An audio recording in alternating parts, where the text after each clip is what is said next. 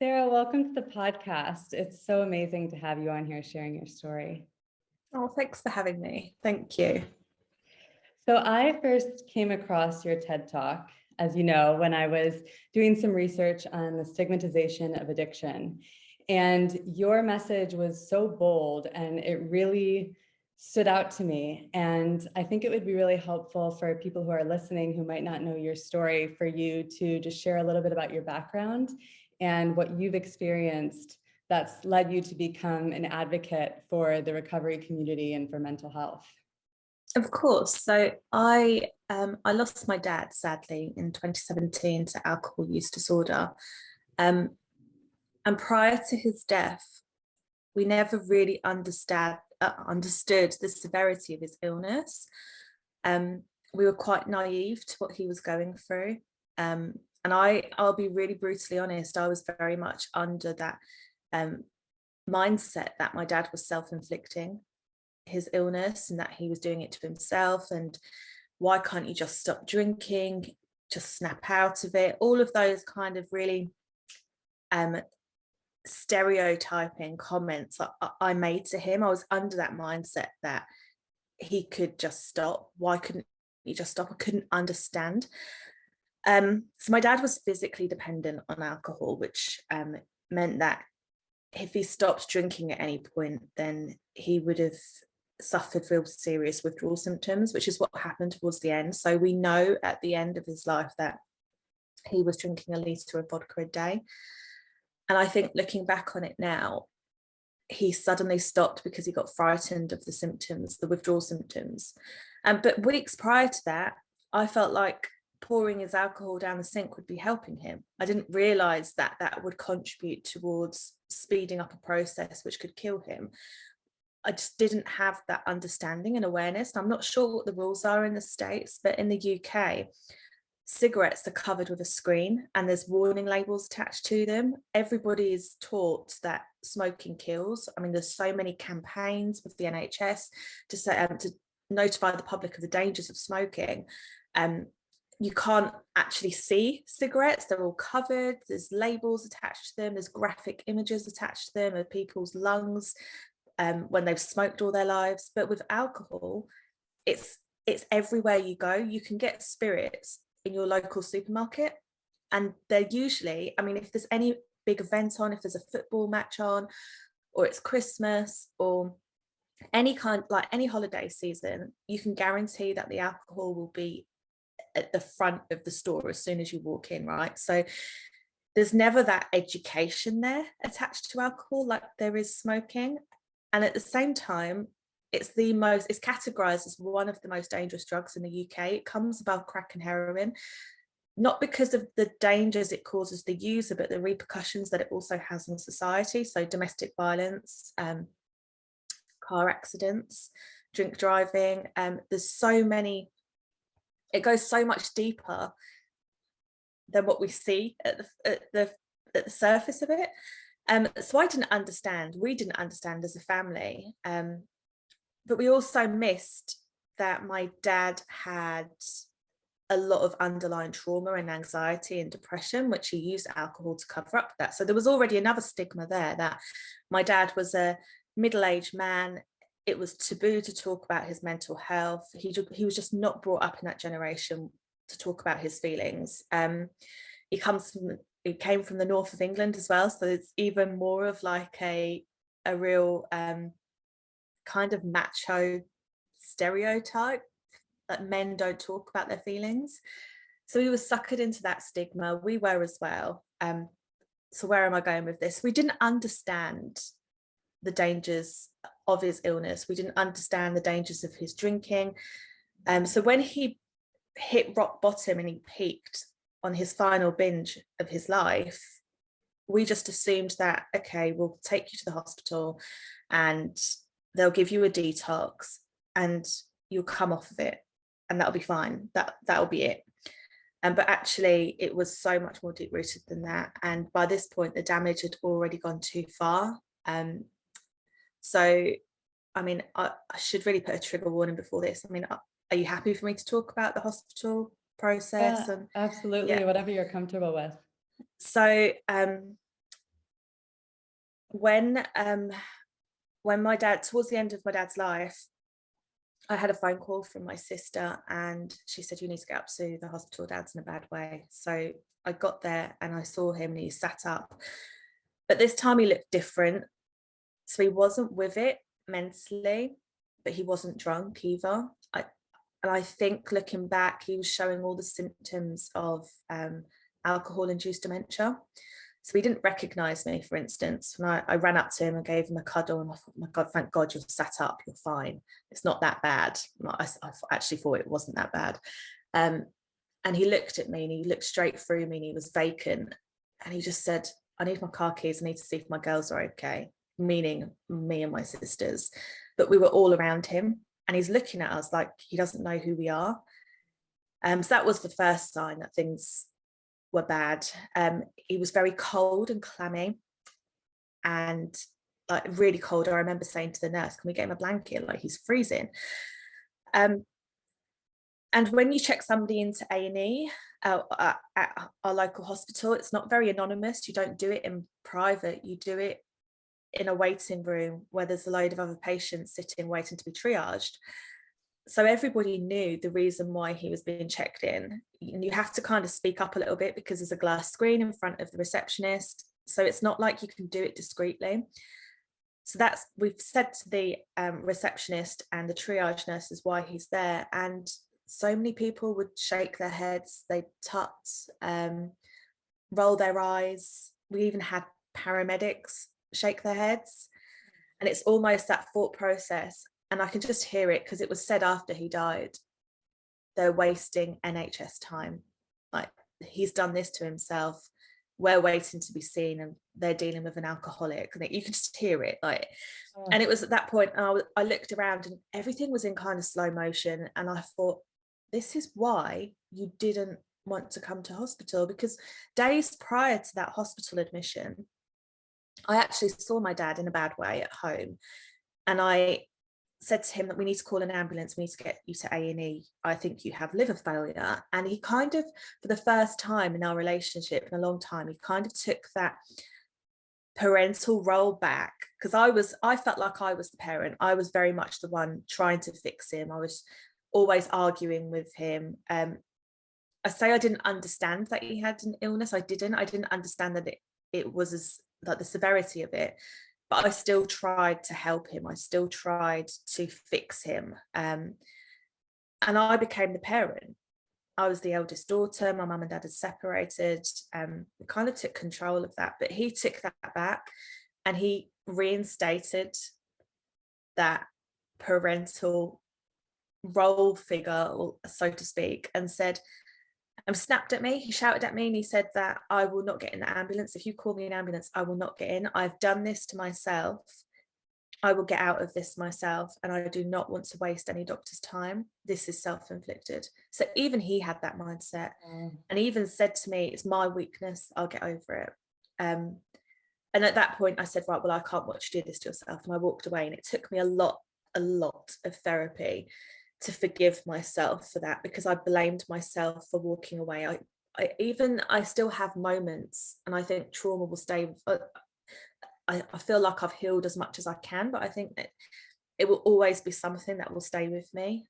There are moments where I'll be, I don't know, doing the housework, and I'll all of a sudden get this overwhelming surge of guilt that will just snap through me, and I'll think, I should have called the ambulance. But I didn't anyway. So we're in A&E at this point, and he just kept getting worse and worse. And he was moving from, like we have different stages within the hospital. So he went to majors, and then he went from majors to resus. And he was in resus, and I'm thinking, why have they put him in resus? Like, what do they think he's going to stop breathing? What's going on? But what had happened is his liver was failing, and all the toxins and the fluid were accumulating in the rest of his organs. So at this point, we had 2 surgeons in a room with us, amongst other doctors and nurses who were fiddling around with wires because he was bleeding internally. And I still didn't believe that we'd lose him. It still wasn't computing. It still wasn't registering that this is serious, because my mindset was, alcohol can't be that bad because there's no labels attached to it like there are cigarettes. Nobody talks about it being that dangerous, so it can't be that bad, surely. You'd have to drink like gallons of the stuff for it to kill you. So I wasn't taking it seriously. And at this point, there's two surgeons and they're saying, like, my dad's lungs were filled with 3/4 of fluid, and he showed me the x-rays and you could see the shadows on both lungs. And again, still wasn't computing. So they moved him from resus and they moved him to a ward. And then within hours of being on a ward, he's in intensive care on dialysis. And again, I still wasn't registering. I'm thinking, this is precaution. They're doing it for precaution. So that next day I went to see him in intensive care. And by this point, as I walked into intensive care, there's curtains drawn around him and out comes a tired looking defeated surgeon. And he just started reeling off all the stuff that was wrong with my dad. Everything that was, all the organs shutting down. And I just stopped in midway and I said, is my dad going to survive this? And he looked at me and he just said, your dad has a 10% chance of surviving this. That's if he doesn't die when I put him on a life support machine. Well, at that point, I just had to walk out and I thought, well, I can't listen to this. And I went and saw my dad, and I feel selfish because it dawned on me then how bad of a place my dad got himself into. It dawned on me how much he must have been hurting. I mean, I suffered with anxiety at that point anyway. My anxiety, I had health anxiety, which was a manifestation of, which we now know was a manifestation of my dad's drinking. Because I couldn't control that, I applied all of that worry onto my own health. So I was already in a bad place, but I weren't doing anything about it. So I kind of understood in a way. It all started falling into place, and I started thinking, well, I take antidepressants for my anxiety, and my dad was of the mindset that was a weakness. You shouldn't be taking anti-anxiety medication. And he used to say to me he drank to forget, and all those little things that he'd say to me started coming back to me. And I thought, he must have been in so much pain to get to this point. He must have been hurting so much and we missed it.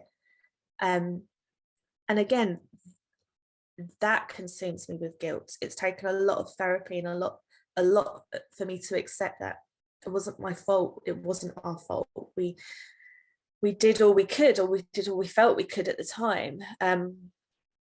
So yeah, I was begging him to survive and fight it. But at the same time, I felt like I can't ask him to survive or fight this. He's in so much pain. And even if by a miracle he does get through this, the lasting damage that this is going to have on his body and his brain, like you hear of so many stories of people going that far with their alcohol addiction and they don't return from that. They go through life support and they come back and they might have alcohol-induced dementia, or I like the thought of that. And sorry, I just felt really selfish asking him to survive. So at that point I just said to him, you don't have to, if you don't want to, Dad, you don't have to keep fighting, we'll be fine. Like you can go if that's what you want. And I couldn't watch anymore, so I walked away. Luckily I have a great husband, a great support network for me. He's absolutely amazing, and he did all the talking with the doctors after that, and he was incredibly close with my dad as well. And he convinced me to come back and say goodbye properly and hold his hand as we switched off his machine. And it was at that point, switching off that machine and telling people how he died, and then the comments we got from people where they'd say, you know, your dad did this to himself, he only had himself to blame and it was self-inflicted. And that started getting me thinking about smoking and eating the wrong foods, and people who do adrenaline sports, like, does that mean they don't deserve to be treated because they've got, I don't know, smoking induced lung cancer? Does that mean they've self-inflicted that and they don't deserve that sympathy? Like, no, it felt like my dad wasn't getting that sympathy, he wasn't getting that respect, because it was, you know, he did it to himself, it was his own fault. And that was really tough to get, like, already we're dealing with the guilt ourselves, and we're dealing with my dad's death. And we're also dealing with the fact that my dad had reclused himself for 15 years. There weren't many people around us to support us through that, or many people to support my dad or even attend his funeral. So that was really tough, and really affected our grieving process. So it was at that point that I realized that I wanted to do more for my dad. I wanted to honor his memory. And by doing that, I kind of felt like I was at a crossroads. I kind of felt like I could go down one route and end up like my dad, because I'm very much my dad's daughter. I have his personality. I know in other ways that I have an addictive personality, which is why I don't drink. It frightens me. I think I could very much, if I go down that route, I could very much end up like that. So it scares me. So my body automatically or subconsciously rejects alcohol. So if I drink anything, then even one glass of anything will give me a headache or make me feel sick. And I just feel like that's a subconscious rejection. And maybe I don't know, maybe I am frightened of it, but maybe I resent it for killing my dad. So I didn't want to go down that route. And as well, I didn't want my dad's death to then affect me so much that it then affects my children, because then the trauma is inherited and it just continues and the vicious cycle continues. And I didn't want that. And again, at that point, I mean, I was very scientifically minded prior to my dad's death. I have a Bachelor of Science degree in criminology and forensics. So I thought very scientifically, but following his death, I became a little bit more spiritual. And I kept thinking, well, if he's around me and if he sees me hurting and in pain, that's going to really affect him. I know we knew how much my dad loved us. He was so sensitive. Like, he was such a loving dad, despite the drinking. And I knew that would absolutely tear him apart if he knew that his death had affected us to the point that we were going to go on like a downward spiral. So I knew that wasn't an option for me. So I kind of channeled everything into my advocating work, like the campaigning around the stigmas attached to it, because I strongly believe that stigma affected all of us and it killed my dad. Because when I said at the beginning that my dad felt it was a weakness to go to hospital, if he didn't feel that weakness, if he didn't feel that shame, then he would have gotten help years ago. And maybe he would have taken that antidepressant. Maybe he would have gotten the mental health support that he needed. He would have worked through his trauma. He would have gotten the support he deserved and that he was entitled to. And he wouldn't have drank to forget. So Absolutely. That's why I kind of I went for a stage of feeling very angry towards people who were in that mindset, but my husband really kind of pulled me out of that patch and kind of said to me, listen, you can't get angry at these people because you used to think like that. You need to provide education. You need to share your story and tell people what you've learned, because your dad was shamed into silence. We were shamed into silence. I mean, alcohol use disorder affects the entire family. Like those around, like all of us around my dad, we were all affected in some way. I had anxiety, like, which was a manifestation of my dad's drinking. I felt powerless. I felt out of control. I mean, as a teenager growing up with that, I used to spend a lot of time in my bedroom just getting away from it because of the atmospheres and the moods. And even now, I'm still affected because I am so sensitive to people's moods. I get so on edge and paranoid so easily because I keep thinking, because the association of a bad mood to me is negative, which I'm currently working on because I can't apply it yet. So it has a lasting effect. So I feel like I've gone off on a little bit of a tangent, so I apologize. No, thank you so much for sharing so openly. And, that's what really has struck me about you, is how generous you are with sharing your story. And I think a lot of times, especially, I think sometimes people think it's hard for the person who's actually going through the alcoholism or addiction to speak openly and share. But there's also this culture of secrecy that happens within the family to try to protect that person. So I was curious, because you touch on so many important points about how, like how our society talks about alcohol and how it's marketed and how it's not like the dangers that aren't marketed. So when you were growing up and, witnessing this happening, at what point did you start to realize that it was problematic and not just the way maybe everyone else's parents were drinking, or like, how did that feel for you? I think it was quite late for me to, I think I was 21, 22. And it was when I'd just fallen pregnant with my eldest. So I fell pregnant while I was still at university. I moved out at 19, and I moved out because I felt like I had to. I felt like I had to get away from that environment. I loved my dad dearly. I really did. I loved him so much, but I couldn't be around him when he was drinking like that. But even then, we were still in denial. We were still denying that it was a real issue. We never really admitted that, okay, he's an alcoholic, like he's addicted to alcohol. All the signs were there, all the symptoms were there, but the stigma, it kind of shamed us into silence as well, and kind of prevented us from admitting it to ourselves, let alone anybody else. My mum and dad separated, and my dad's addiction peaked. Like, it probably the worst it had gotten. And I just found out I was pregnant, and I found out Christmas Eve, and the Christmas Day I spent with my mum and dad. My dad was in such a bad way. He spent all day in a dark room, curtains drawn, drink in his hand, reminiscing about the past. And I'm sat there thinking, oh my God, I'm pregnant.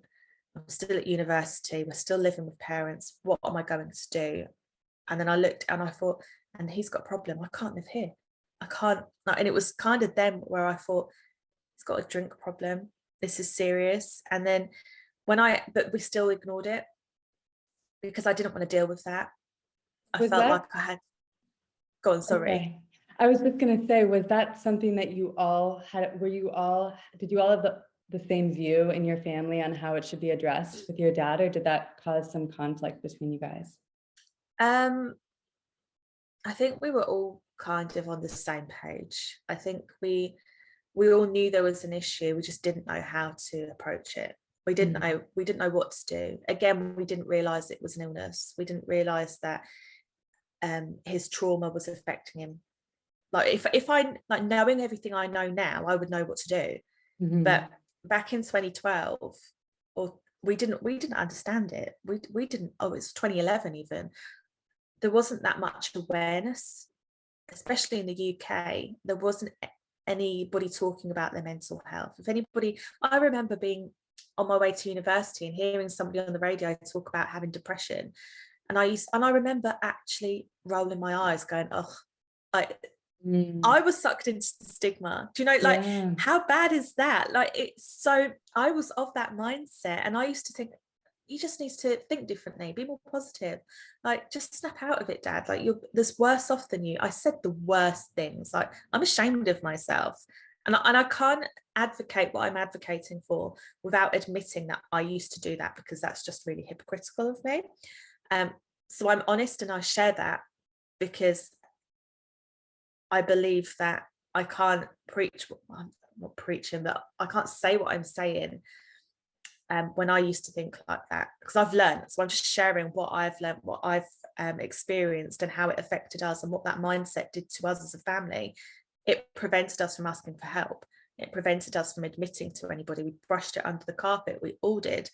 And I said that in my TED talk. I said we all kind of ignored it. We fed the stigma by ignoring it and staying silent. And when I had my eldest, and the love that you feel as a parent, and the love, that the unconditional, overwhelming love you have for that child, I then started to resent him, because then I started to think, I love my daughter so much.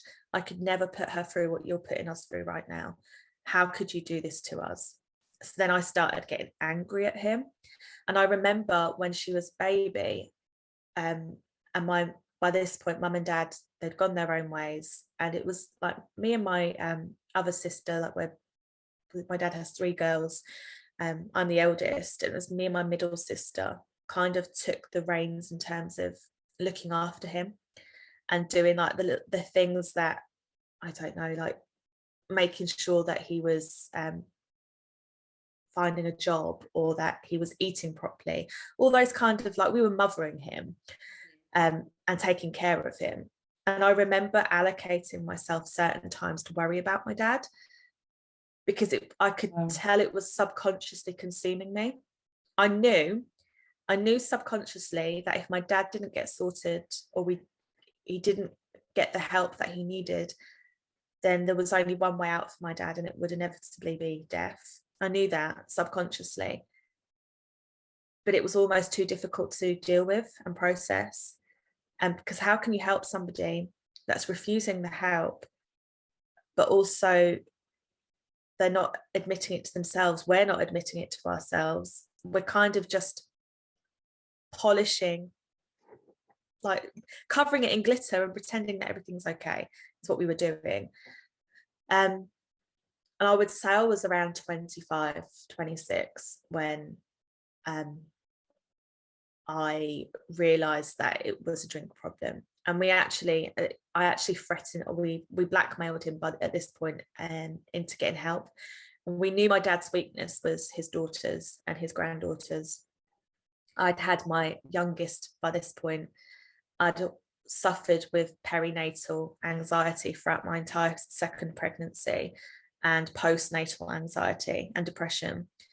So I had a better understanding. I was a lot more compassionate by this point.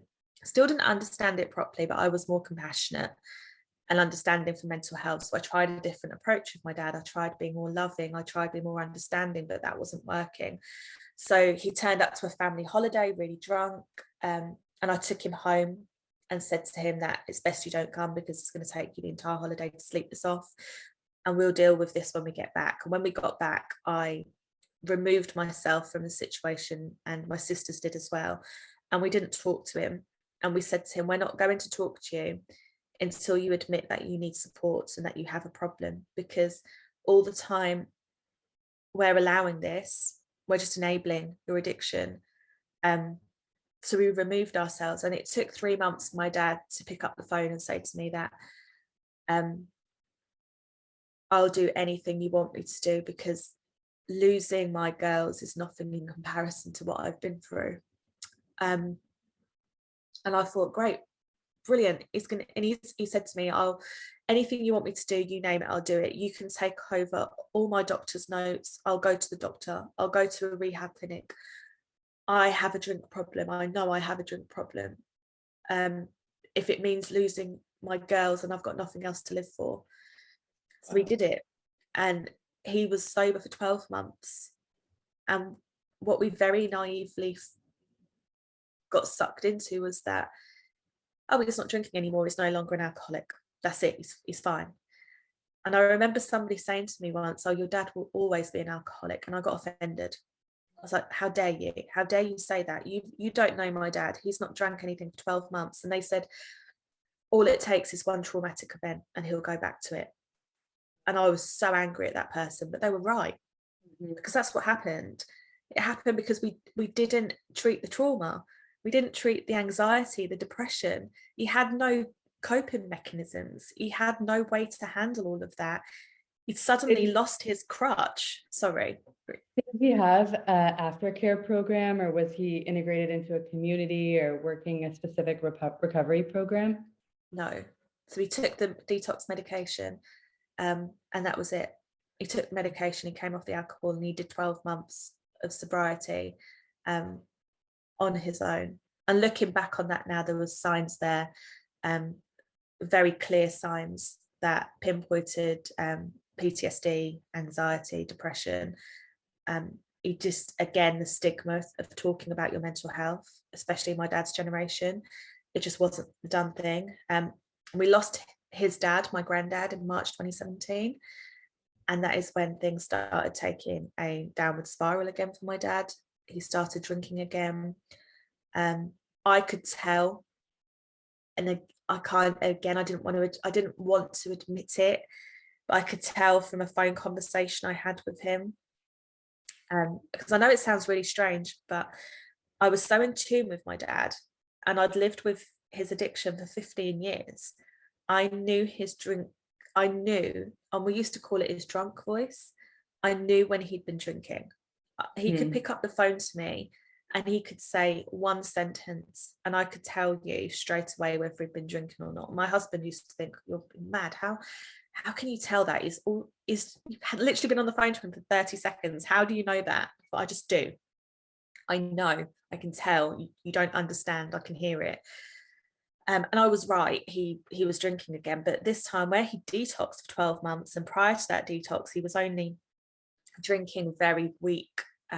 Like he was drinking cider, lager, beers, wine. He actually, this time, that didn't have an effect on him, the desired effect that he wanted. So he went for something a lot stronger, and he was drinking a litre of vodka a day that we know of.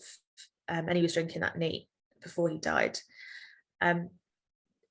So yeah, I would say it was my mid-20s. It was a very long answer to your question, sorry. I was 25, 26 when I realized it was an issue, and I was 27 when he died. And during that whole time, the emphasis, I'm sure, is, so obviously it's going to be on the person who's struggling. How were you looking after yourself? I mean, did you have anything in place to support yourself and your own mental health? Did you go to groups like Al-Anon, which, for those who don't know what that is a support group specifically for loved ones of those struggling with addiction? No, I had nothing. Apart from I was taking anti-anxiety medication. But at that point, it wasn't working properly because I weren't treating the internal trauma, and I weren't getting to the root cause of that issue. It was kind of masking it, but no. And as well, I didn't want to go to any groups because I felt talking about it was being disloyal and disrespectful to my dad. Wow. I felt that if I went and sought help for myself, and again, the other side of that is I didn't realize at that point that my dad's drinking was causing my anxiety. I blamed it on pregnancy. I blamed it on becoming a mum. It wasn't. It was so far deep rooted, and we've got to that point now. We understand it now, which is why I say to people that I actually think my dad's death saved me. And as I'd give anything to have him back, of course I would. I'd never ever wanted this. I absolutely loved my dad, like more than anything. I would give anything to have him back. But the silver lining is my dad's death kind of taught me so much. It taught me empathy. It taught me compassion. It taught me to be open-minded and to not see things so narrowly and on the surface, to go beyond that, look deeper into things. It opened my eyes up to being a more spiritual person. Following his death, I got support for my own trauma and my own anxiety, and I got help for the health anxiety, and it worked. And I think a lot of the time I look back at that and I think, had that not happened, where would I be now? I mean, I strongly believe that his death saved me, and I think if he knew that, I think he'd have died 10 times over, if I'm honest. I think there's so much. It was such a tragic situation. It was an awful situation, but I feel like there's good that's come out of it, and I'm determined for the good to come out of it, because I want his death to have some kind of purpose. I don't want him to just be another statistic. And maybe, I don't know whether it's a selfish thing or not, maybe it's the guilt that consumes me, but I feel like this is what I can do for him now. I couldn't do it when he was alive, but I can do something for him now. And I don't want his death to be another statistic where we just don't talk about it and we brush it under the carpet and we don't tell people how he died because we're ashamed of it. I want his death to have some purpose, to be a catalyst for positive change, for something to come out of it. And he always used to say, look on the bright side, take the positives from the negatives. And that was my dad's philosophy. So I think I'd be doing an injustice by not saying anything. And we need to learn from these things, right? Like we can't, Absolutely. we have to learn from this, otherwise it'll just carry on repeating itself. And I think that, yeah, I'm thankful to him, because I think he saved me, he definitely did. So I didn't have any support when he was alive. I was just struggling. I was struggling on. And my anxiety got so bad at one point. I never felt like I wanted to end my own life. But with the mental health training that I've got now, the training that I deliver to people, I know that suicidal feelings can manifest and they could come out sporadically. There was times when my health anxiety was so bad that I felt like, what is the point? I'm just a burden to my kids and my husband, because I can't shift this mindset. I can't get out of this. So I always say to people that I think he saved me. So yeah, Wow. we were sucked into so much shame and stigma, and it all unravels, and it ends now. So yeah. That's so powerful. Thank you for sharing that, because I know that, anyone who would be in your position, or anyone who's had that experience with a loved one, has that feel, they feel the shame, they feel the stigma that makes them feel like they need to keep it a secret. And you said earlier on when you were speaking, you said, I know what I would do now. And I didn't want to interrupt, but I thought, I know people are listening and thinking, what are those things? Like, what, if looking back, because I'd love to talk more about what you're doing now with WarriorKind. And you really have just pulled out like all the lessons, and you're just sharing them so generously. But when it comes to what you've learned, being the daughter of someone who's struggling with alcoholism, what would be some of the effective ways that you can support someone, things that didn't work, and then also how you can look after yourself? Yeah, of course. So the first thing I always say to anybody that has a loved one with an alcohol dependency or alcohol use disorder is to not take the drink away from them, to not tell them to stop, because we can't diagnose alcohol dependency. We're not doctors. Like, only a doctor can tell somebody whether they're physically dependent on alcohol. And it's dangerous to tell that person to stop drinking. So I think the first port of call, and I always say to everybody, is encourage your loved one to go to a GP so they can assess what the next course of action would be. But I wish, looking back, that I would have done that in a more compassionate way, and not in a way of, like getting frustrated or angry, because that frustration and that anger and resentment just transferred to him and would have just like increased that shame, increased his embarrassment. It wasn't doing any of us any favors. So I wish that I would have broken down that stigma, and I would have had a conversation with him about the stigma and encouraged him to get the support like a smoker would. For instance, if you say to somebody you're smoking too much, it doesn't offend them. They'll probably agree with you and go, yeah, I need to cut down. I do. And I've had this conversation with a smoker. Yeah, I've actually had this. I said to somebody, I said, if I told you you're smoking too much, what would you say? And he said, yeah, I'd agree with you. I do. I smoke too much. I'd go to the pharmacy and I'd get some Nicorette patches. I'm like, okay, if I told you you're drinking too much, what would you say? And he went, well, I'd be offended because it's rude. I'm like, why? Yeah. Why is it rude? Like, I've just told you you're smoking too much. What? And they were like, okay, I get your point. I see what you're saying. So I wish that I would have made that analogy to my dad and those comparisons to kind of break down that vicious cycle of shame. There's no shame in this. That's such a good comparison. It really is. I'm definitely going to remember that one. And why do you think why do you think the stigma still exists with alcoholism, when we know how many people are affected by this? That's the thing that always blows me away, is that it affects such a large percent of the population. So why do we still have this stigma? Do you know what? We had this conversation yesterday with Sober Dave. And he believes, and I agree with him, he believes it's just ingrained in society. And society sees it as though you're having that drink, you're drinking that, so therefore you should be able to control that drink, which again, it's no different to smoking, is it? It's no different to somebody smoking. But I think it's just so manifested and ingrained within society, which is really contradicting because it's the only drug you have to justify not taking or not having. Exactly. If I go to a party then and I don't drink, it's automatically assumed I'm pregnant. I'm the designated driver. I'm on antibiotics. And if none of those apply, they go, oh, have you got a problem? I'm like, no, Yeah. I'm just traumatized. I don't drink. You want to go into the whole story right now?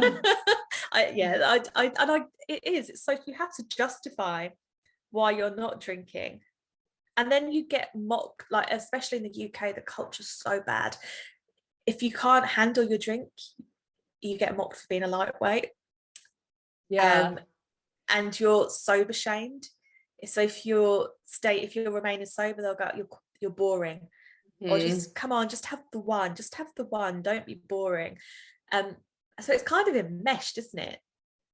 Which is so hypocritical, because on the same hand, the moment that you're in such a bad way, the drinks affected you. Because it's like, I always kind of liken it to, so you're shamed for not drinking, but when you overstep that line and you drink too much, they look at you, they shake their head and go, oh, you're a mess. But they've just shamed you into having alcohol. Like, you don't know how you're going to react. Like, it's giving somebody a drink. It's like giving somebody a sleeping tablet and saying, don't fall asleep on this. Exactly. Make sure, do you know what? It's that kind of, and to me, it makes no sense. So I just think I think it's so deeply ingrained. And I think to get to the root of it is education. We need to be raising more awareness. We need to be advocating more. We need to be talking about it more. I always make a point of challenging people, but not in a passive aggressive or a rude way, because I never think that doesn't get anybody anywhere. People will switch off. So, like, I had it not so long ago, and somebody used the word pisshead, which is just a real derogatory term to describe a drunk. And I hate it. I hate even the term drunk. I hate that. And I challenged it. I said, well, like, that's a really unfair stereotype. You don't know what that person is drinking for. You don't know why they're drinking that much. You don't know what's going on internally for them to resort to that. Having a drink problem, it is an illness, because once it consumes you and once you're physically dependent on alcohol, then you've got no choice but to carry on drinking. So, because the withdrawal effects are deadly. So alcohol to a person dependent on alcohol becomes like water to any normal person. You need it to survive. Where am I going with this? I do go off on a tangent, don't I? I'm so sorry. No, I think you sidetracked. I was asking you. No, I love it, because I think what you were just touching on with the education piece being so important.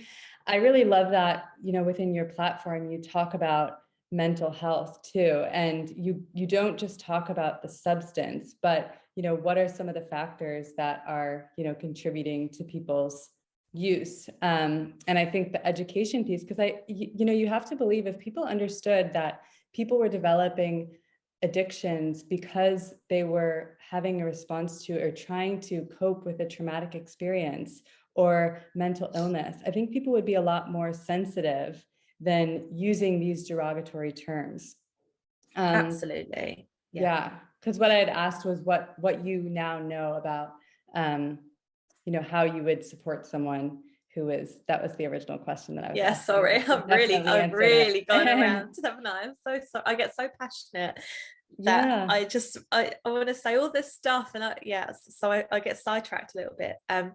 So I think it's compassion and education. I mean, I said last night again to Sober Dave that if my dad was diagnosed with, I don't know, lung cancer, I use that as an example because 90% of lung cancers in the UK are induced by smoking, and it's one of the most common causes of, or one of the most common types of cancer. If my dad was diagnosed with that, I would have been on the internet and I would have been Googling. I would have been Googling how to help him, how to support him, what the symptoms were, what we need to look out for. I would have educated myself, right? And I think we all would. Any other physical illness, we would have been straight on the internet. We would have been researching it. How can we help him? What treatments are in place? I didn't do that with alcohol use disorder. I didn't realize it was an illness. I didn't realize until he died. And by that point, it was obviously too late. So I didn't educate myself. I didn't bother to educate myself. I didn't look online. I didn't look at, okay, what symptoms do I need to look out for that would signal alcohol dependency or organ failure or liver cirrhosis or any of the common illnesses that come from drinking too much? What do we need to look out for? Why is he drinking? What does it mean? Like, what do we need to do for the trauma, for the anxiety, for the depression? But we didn't do that. We were so, and I'm so ashamed of myself for being so caught up in that stigma and so worried about what other people think, that it ultimately led to his death. We didn't educate ourselves. And I think, and we didn't give him any coping mechanisms. We didn't give him that space, or we didn't have that patience to help him and support him. And it's incredibly difficult, don't get me wrong. Like, when you're trying to reason with somebody that's intoxicated, it is incredibly difficult to get through to them, especially when they're very strong-willed and stubborn like my dad was. It was incredibly difficult, and the frustration was very real. It was frustration that I've never felt before. And then you're dealing with your own anxieties and your own internal battles, and trying to help somebody that then is refusing to be helped was very, very difficult. So I would say the root cause of all of this is lack of education. It's lack of education. It's that we've got the wrong mindset towards it. Like, we need to respect it more. We need to respect it for the substance or the drug that it is. We need to respect the very real side effects of it, and just how addictive it is, and how it's one of the few substances that your body becomes physically dependent on and withdraw, but can kill you. I don't think we have that understanding. If you stop smoking 40 a day, you don't get withdrawal symptoms and die from it. You might get withdrawal symptoms, but they don't kill you. Yeah, I completely agree. Even myself, I didn't realize, I mean, my drive to get sober was not seeking all the health benefits. It was to get away from the suffering of my addiction. But it wasn't until I'd been sober for a long time that I started to really understand the impact that alcohol is. From the book Alcohol Explained, it was very eye-opening to me about like the physiological impact on your body. And I think it almost blows my mind how often you hear people say phrases like, I'm going to wind down with a glass of wine, or that we associate that with helping with anxiety or helping people sleep. I mean, like, what are the kind of common myths that you hear, and what are the things that you think are really important for people to know? Because not everyone listening, I mean, maybe people who are listening who have never had the consequences of drinking before, or, you know, one of the things that I find to be so problematic is like the high functioning alcoholic. And, you know, we see a lot of very high functioning people who struggle with addiction, from alcoholism to drug addiction to even workaholism. And in some ways they're celebrated for it. Like, they're a great drinker, or, you know, they never stop working and achieving, and all these behaviors that are really an indication of, you know, something that's going on with that person end up being celebrated. So what do you think that people should be aware of about, you know, some of the dangers of alcohol and how it can impact your mental health? I think there's a real common misconception that alcoholics, to be categorized or to be labeled with an alcohol use disorder or alcohol problem, is that you have to hit rock bottom. Is that you have to, you're drinking alcohol from a brown paper bag and you're on a park bench and you're homeless. That's like, no, like, that doesn't, that's not the case at all. Like, there are alcoholics that are functioning alcoholics. If you're needing alcohol every day to get you to even relax you, if you're coming home from work, and I hear it so frequently from people I know, I've had a long day at work, or just having a drink. Like, it's an issue. You're on a trajectory. If you're using alcohol to relax after a hard day at work, what are you going to do when you have that one trauma? Because it's inevitable. If you go through a life without ever having any trauma, then I think you're very fortunate. I think life is full of ups and downs. We're inevitably going to suffer some kind of trauma at one point in our lives.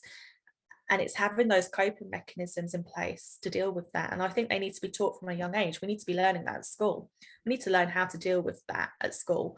I would say that the common myth is that alcohol dependency, you can still work, you can still come across as though you're functioning and that you're normal. My dad did. There was so many, we knew he wasn't, but outwardly other people, so many people said, I only saw him last week, he was fine. I always thought he was exaggerating. They said that they thought I was exaggerating.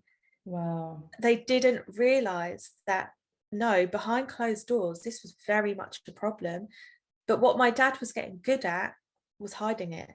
He was getting, and that's all part of the illness. I think people don't realize that too sometimes. Even, when people come out and say, they're not drinking and they have a problem, I think with the best intentions of being supportive, people will say things like, oh, you're not that bad. Oh, you can have one. And it just shows the lack of awareness. If somebody has already gotten to a place where they've built up the strength to make that decision for themselves, and people still think they're being supportive by saying you're not that bad, or you can just have one, or just not recognizing it in your case.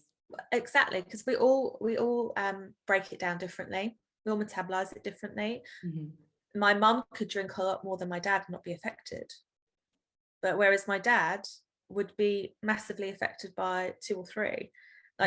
We all break it down differently. It's all very unique to us, and I believe so. I think that comment of, oh, you can just have one, you've not got a problem, or just what's the word they use? What's the word where you're trying?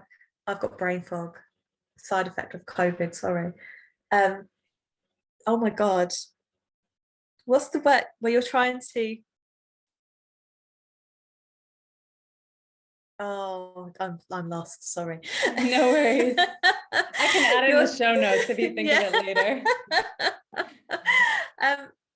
People just think they can handle it. Just have one, you'll be fine. Well, no, 1 leads to 2, 2 leads to 3, 3 leads to 4. It's a vicious cycle, and I believe that it's not that simple, is it? It's really, we're all different, and it's all I think it should be person-centered. Mm-hmm. I don't think it's a one-size-fits-all kind of rule. But yeah, sorry. Yeah. I had COVID like a couple of months ago, and since having COVID, I've just had the most terrible brain fog. I keep losing track of my thought or losing my words, or so it's. Well, don't worry, I'm sure a lot of people can relate to that. Now that so many of us have had it. But if you think of it, you can send me and I'll add it. I will. I said.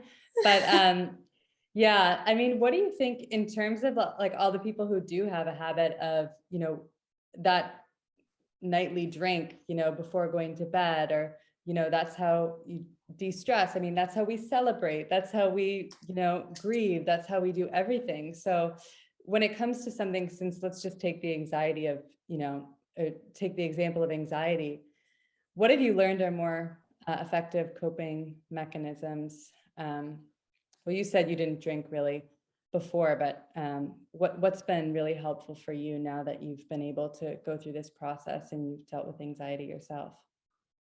Definitely talking. Mm-hmm. So I always feel that when I'm getting really anxious, and it would all internalize, and then in my head things would become irrational, and the thoughts would just get worse and worse and worse, until I'd actually sit down and talk to my husband, and he's the most rational person I know, and he'd help me rationalize. And then I'd come away from that conversation, I'd feel 10 times better, and I'd feel relieved, almost like I've let it all out, and I feel so much better. But also when I'm when I can feel the physical side symptoms of my mental health peak, meditation, and just laying in a dark, quiet room and just relaxing and meditating, that really, really helps. It helps calm and lower my heart rate. It helps me stop clenching my jaw and grinding my teeth, and because I always feel it in my chest, and all of that just kind of disappears. And then I come away from having, I don't know, 15-20 minutes of meditating, and you just feel, okay, right, I feel better now. So I would say Absolutely. talking, meditating, which is why I'm so open. Like, I'm the most open I've ever been. I'm so honest about how I feel. Because I mean, if you're honest about how you're feeling, you can't be penalized for that. You're being honest, you're being Right. open. And I mean, look what happened when we weren't being honest with ourselves. And that's what I always think now, like, that happened. We lost my dad when we weren't honest with ourselves. When we had that mindset, that's what happened. That was dangerous. And I now make a point of being open and honest. I let my children see me when I'm crying. I'm open with my children about my anxiety. I still have panic attacks occasionally. I've still had it, like, I don't suffer with health anxiety anymore, but there's still anxiety that are business related. And I suffer with that. And I think I'm naturally, I'm a very, I'm an anxious person naturally, and I'm dealing with that, and I'm learning coping mechanisms. And I feel like having that open, honest conversations with my children will educate them and help them when they're older. They'll know that, okay, mum, you had this. How did you cope? And they'll come and talk to me. Whereas I brushed it under the carpet, thinking that I don't want to show any weakness. I don't want to show any vulnerability. I don't want people to think that I'm in. So I kind of own it now.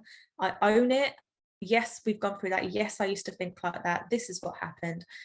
This is why I don't do that anymore. And this is why I'm so open and honest now. Like, I think talking about it is so important. How did you get there? I'm really curious because it took me, I think I was particularly slow to speak openly. It took me a really, really long time to be very public. And so I'm always interested to hear like how you got to a place. Was it just kind of like something happened and then you went from a switch flipped, or was it like more of a slow progression and you had to take baby steps to get there?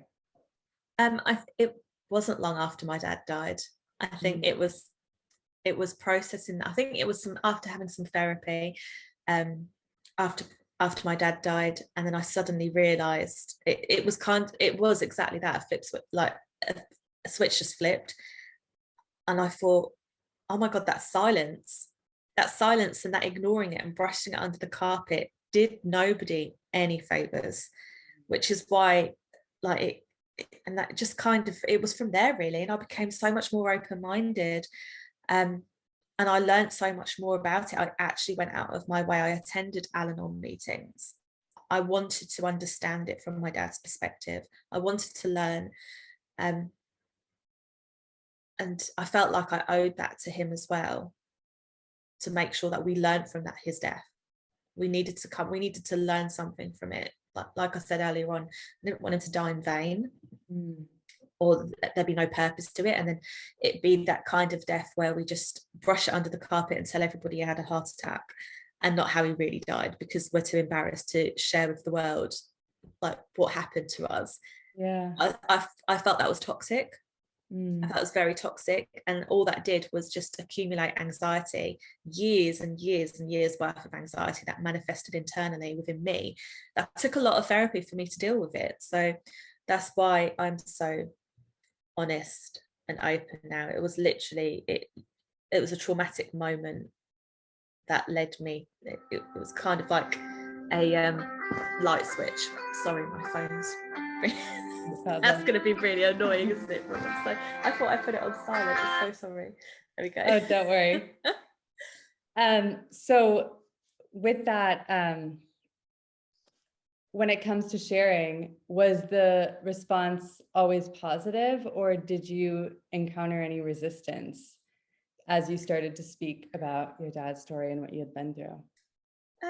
Yeah, I would say there's definitely been resistance there. I think there's been more positive than there has resistance. One thing that surprised me was the more I talked, the more people would come out and say to me that, yeah, I've gone through that, and they were more forthcoming with me, maybe not with everybody else, but they felt like they could talk to me, because I think once you share your experience and people relate, it creates a powerful ripple effect, which is how WarriorKind started. It started off as a Facebook group where we were sharing our stories, and then there's been resistance from people that, and friends that I no longer speak to, have resisted and don't agree with me being so open.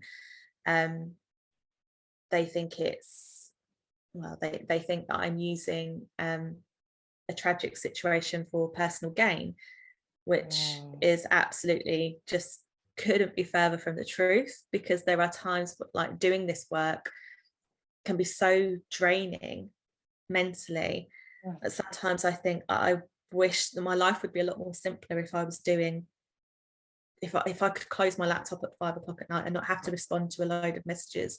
Life would be a lot more simpler, and if I didn't have the worry and stress of keeping a not-for-profit business up and running. I mean, there's a lot more, like so much more to it, and I would get angry at those people, but now I'm not. Now I kind of think you're just not in that place yet to deal with those difficult emotions like I am, and that's fine.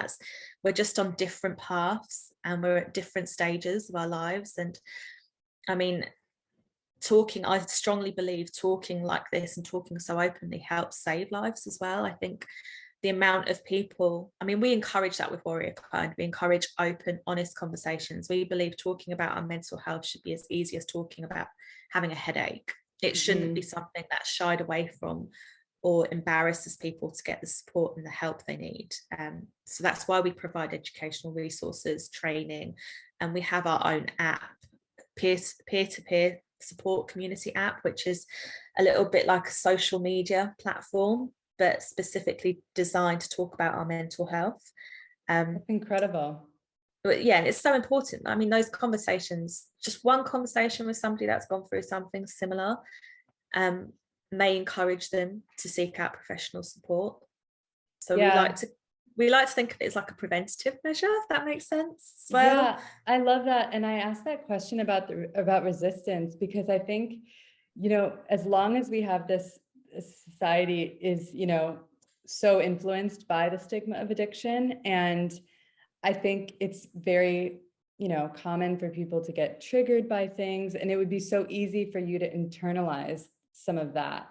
But it's so obvious that, I've heard you speak before. So I've heard of some of these challenges you've come up against. And even hearing earlier on when you were sharing that, what people were saying at the hospital, which is unimaginable. But I think the fact that you have created this space where people can have a supportive community, because I know not everyone, if they decide to get sober, not everyone is going to have anyone in their immediate circle. Sometimes you might come from a family where everyone is heavy drinkers, all of your friends are heavy drinkers, it's deeply ingrained in the work culture that you come from. So I know you talked a little about WarriorKind just now, but can you explain, the whole vision behind that and what you offer and what kind of resources people can get there?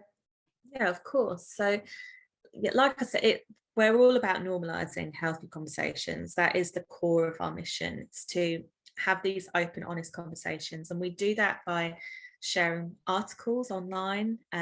We've got our own in-house video production team, and we create something called Warrior Stories, which are genuine, authentic, lived experiences, people telling their stories to camera, and we create like a 10-15 minute video about their experience. They're designed as just ways to encourage conversation and to inspire people and motivate them to get support and know that there's always light at the end of the tunnel.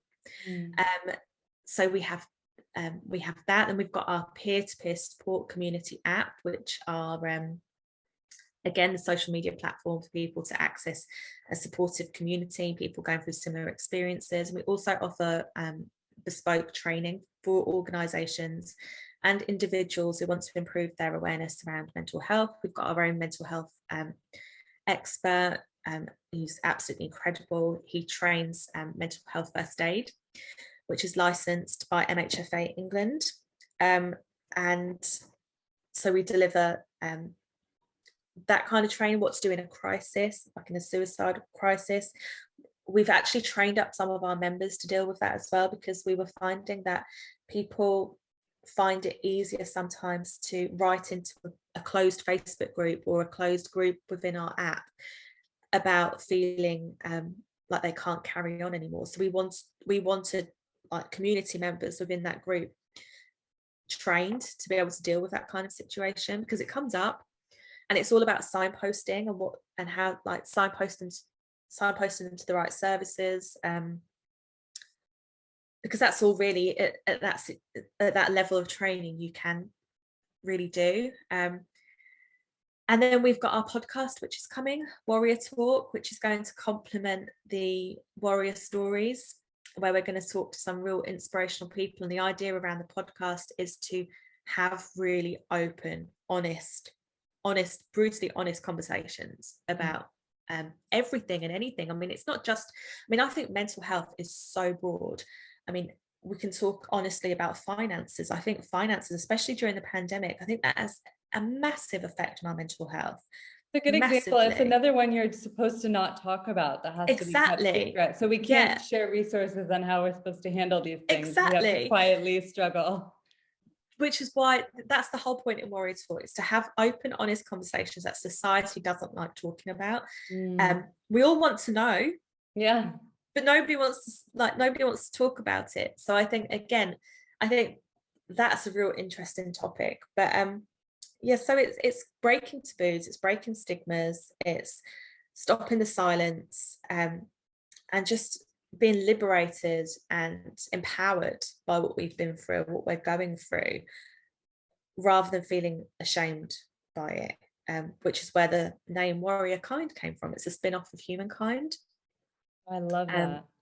So there's a lot that's happening, and then we're going to be providing educational resources. So we've got some in the pipeline for this year to film some mental health experts to talk about what to expect during a therapy session, or what to expect if you need to go to A&E in a crisis. We want to remove the fear and remove the unknown, because a lot of the time people have the very Hollywood movie kind of expectation of that you're going to go to a counsellor and you're going to get locked up in a hospital, or you're going to be laying down on a couch, and it's that stereotypical perception that's come from media and TV. So we just want to remove that and show people, actually, no, if you go to your GP, this is what you can expect. If you go to A&E, this is what you can expect. If you're in financial difficulties, these are the resources, this is what you can do, this is a story. So we want to remove all of the unknown and give people the resources to know where they can get support from. I love that. That's so amazing. And I'm going to be linking the details to all of that. Is there anywhere else that people should know that they should follow you, or where would be the best place to get access to all of this? So I'm probably the most active and vocal on my personal Instagram account, which is Sarah_Drage, which is DRAGE. And all of the links are in a bio on Linktree, so you can get access to WarriorKind.co.uk. You can get access to my TED Talk, to my Facebook groups and my Facebook page and LinkedIn. So yeah, it's all on there. Okay, perfect. And I know, just kind of in closing, a lot of people are going to feel really inspired by this conversation to do something. Is there, and we all obviously have a role to play when it comes to breaking down the stigma, whether we're personally affected by addiction, or we feel as though we have no connection to it, although we all do, I believe, in some way. So what would be something that you would like to just ask people to do as a next step, or, what can we do to help support your mission to end the stigma? I think, without sounding like I'm trying to plug my TED Talk, because it's really not about a personal gain thing at all, I would say that's probably a good starting point, because I second that. That's how I found you, and that's what inspired this conversation. So I think that kind of just encompasses our family experience and what we went through as a family, and how that mindset affected us as a family and what happened as a consequence. But it also challenges the thought process. And there's been so many, the reason I say it is because there's so many people that say to me when they've watched it, I never thought about it from that perspective before. You've changed the way I view people addicted to alcohol. So I think that's a really good starting point. And from then it's challenging other people as well when they use derogatory terms, when they say that they don't deserve support, they're doing it to themselves, it's self-inflicted, is to think about it differently and be a little bit more open-minded and compassionate as to why is somebody addicted to alcohol, why are they binge drinking, why are they a grey area drinker, what is going on in their lives, which means they have to self-medicate with the euphoric side effects of alcohol, because that's why, if we're really honest, it's the momentary piece of euphoria that you get, isn't it, from having a drink. It's like having a cigarette. It's euphoric to begin with, and then obviously the side effects with the hangovers aren't very nice, but people are doing it to escape from something, they're doing it to relax. What are they going through? I think it's having that compassion and that empathy and understanding to know that it goes far deeper than what we understand. And I would say education. It's education. Oh, and don't sober shame. If somebody's choosing not to drink, Yes.